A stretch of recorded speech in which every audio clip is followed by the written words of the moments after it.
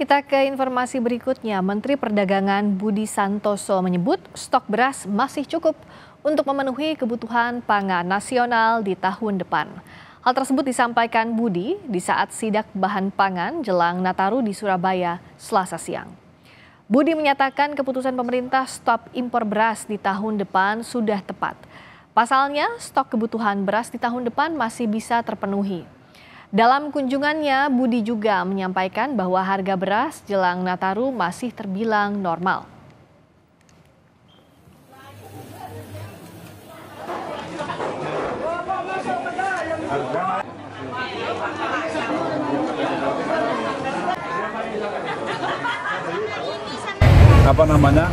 Kalau enggak kan kita impor kan tergantung tergantung kebutuhan. Jadi tahun depan kan memang sudah tidak perlu, artinya kebutuhan dalam negeri kan tercukupi. Kalau sudah tercukupi ya nggak perlu impor beras. Ya, terima kasih ya. Sebelumnya dalam rapat kabinet, Presiden Prabowo menyampaikan bahwa tahun 2025 Indonesia tidak akan impor beras.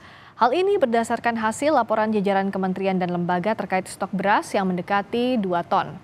Pernyataan itu disampaikan Presiden Prabowo dalam rapat kabinet yang berlangsung pada Senin siang.